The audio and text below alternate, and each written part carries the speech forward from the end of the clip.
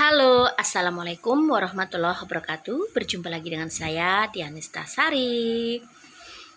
Salah satu cara untuk mengurangi stres yang sering datang dalam kehidupan kita, karena kita kan nggak mungkin ya terhindar dari yang namanya stres. Pastinya dalam hidup kita ketika berinteraksi baik dengan diri kita sendiri, dengan keluarga kita, dengan orang-orang lain di sekitar kita, itu pastinya timbul yang namanya konflik, yaitu tidak sesuai antara tujuan dan harapan yang kita inginkan. Nah, itulah yang bisa menimbulkan yang namanya cemas, kemudian galau, kadang-kadang kita juga ada sedikit depresi gitu ya. Nah, karena hal-hal tersebut itu sebenarnya sepanjang itu masih bisa kita atasi dari diri kita sendiri, maka kita bisa melakukan beberapa hal, misalnya dengan butterfly hug, kemudian dengan journaling. Nah, yang akan kita bahas di hari ini adalah tentang journaling. Ini bagi orang-orang yang suka menulis ya.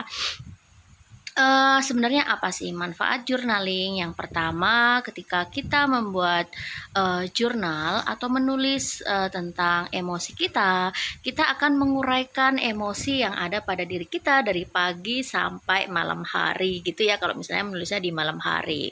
Dengan menguraikan semua emosi kita, semua kejadian yang ada pada diri kita hari itu, kita bisa melihat apa sih sebenarnya yang membuat kita emosi, apa sih yang sebenarnya menjadi titik permasalahan, dan dari situ kita bisa lebih menguraikan lagi permasalahan-permasalahan dan solusi-solusi dari setiap permasalahan kita. Jadi kita tulis saja semua yang terjadi dari pagi sampai sore, sampai malam, sampai sebelum kita tidur, sehingga kita bisa melihat nih titik-titik mana nih yang bisa membuat kita lebih tenang gitu ya, nggak usah terlalu cemas. Ternyata dari sekian hari, dari 24 jam itu masih ada kok hal-hal baik yang terjadi pada diri kita.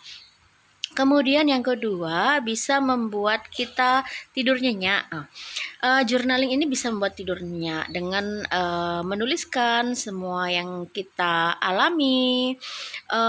Kemudian kadang-kadang juga timbul ide-ide yang ada di dalam kepala kita atau kecemasan-kecemasan kita yang apabila kita simpen saja, tidak kita tuangkan, misalnya dengan menulis di buku gitu ya, di buku jurnal, itu akan membuat kita itu susah tidur karena terlalu banyaknya ide dan energi yang ada di kepala kita atau kecemasan-kecemasan yang ada di kepala kita yang memang perlu kita tuangkan dalam bentuk tulisan.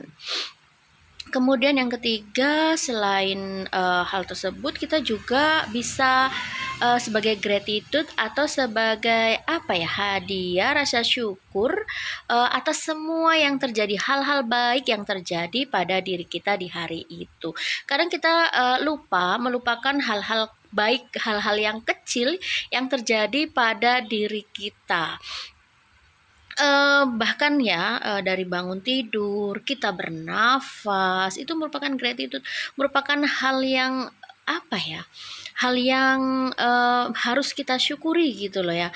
Hal-hal baik yang harus kita syukuri itu merupakan hal besar yang kita anggap kecil karena selalu kita dapatkan dengan mudah sepanjang kita masih hidup ya, kita bernafas seperti itu. Tapi sebenarnya itu merupakan suatu anugerah. Kita bisa makan dengan enak meskipun dengan lauk seadanya, tetapi kita masih bisa merasakan manis, asam, asin, pedas. Itu semuanya hal yang luar biasa yang ketika orang kehilangan, maka ya itu tadi sudah tidak bisa merasakan lagi berbagai makanan yang kita sukai. Kalau sudah berhenti bernafas ya meninggal gitulah ya, yang tidak bisa hidup lagi setelah berhenti bernafas kayak gitu ya. Jadi selain untuk mengeluarkan emosi, membuat kita jadi lebih tidur nyenyak, juga sebagai pembelajaran. Kita tulis semua nikmat-nikmat yang ada pada diri kita supaya kita lebih bersyukur, lebih menghargai hidup ini, dan lebih menikmati hidup ini gitu ya, karena nggak semua hal itu buruk kok, banyak sekali hal-hal baik yang sering kita lewatkan. Yang keempat, dengan journaling ini bisa membuat kita lebih semangat lagi dengan membuka tulisan-tulisan kita yang sudah lama, kejadian-kejadian apa yang pernah terjadi pada diri kita. Mungkin kondisi kita yang sekarang ini merupakan apa yang kita impikan di masa yang lalu, atau mungkin juga permasalahan yang sedang kita hadapi ini gak ada apa-apanya dengan permasalahan yang sudah kita selesaikan di masa lalu.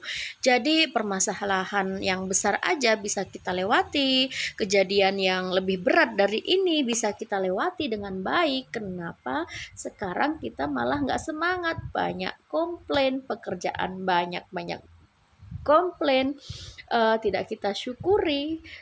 Padahal kondisi sekarang itu adalah apa yang kita impikan sebelumnya gitu loh. Jadi dengan journaling ini, dengan membuka tulisan-tulisan yang sudah pernah kita tulis di bulan-bulan sebelumnya, di waktu-waktu sebelumnya, bisa memberikan semangat lebih kepada diri kita bahwa kita pasti bisa melalui apa yang sedang kita alami. Dan yang kelima, dengan journaling ini akan lebih melatih skill kita dalam menulis. Siapa tahu nanti hasil dari jurnal kita yang sering kita tulis kayak buku harian gitu ya, itu bisa mungkin bisa jadi karya tulis yang bisa menginspirasi banyak orang seperti itu ya.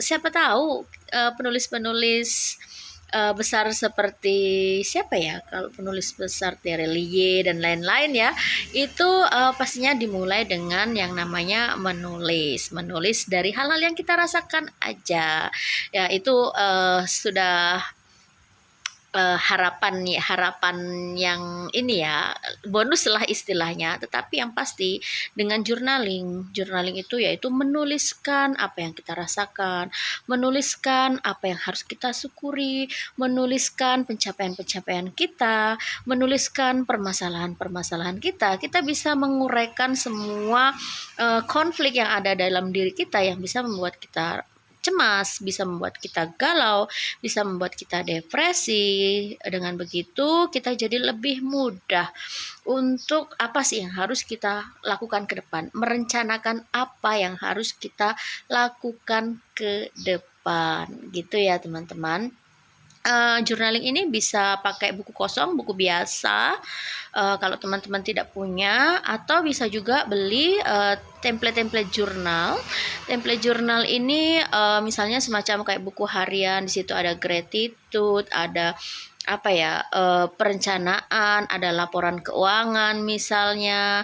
Karena kan salah satu sumber permasalahan yang buat kita galau itu kadang-kadang masalah keuangan ya, antara pengeluaran dan pemasukan gak seimbang. Nah itu juga bisa dibuat dalam jurnal harian kita ya, semacam buku diary lah ya untuk kita orang awam. Intinya stres atau masalah atau apapun yang membuat kita cemas, galau dan lain-lain, itu sebenarnya pasti bisa diatasi. Dan permasalahan yang sedang ada dalam diri kita sekarang itu pasti berlalu, entah kebahagiaan, entah permasalahan, pasti berlalu, karena tidak ada di dunia ini yang abadi. Jadi tetap semangat, tetap selalu berusaha untuk memberikan versi terbaik dari diri kita. Terima kasih, semoga ini bermanfaat. Wassalamualaikum warahmatullahi wabarakatuh. Bye-bye.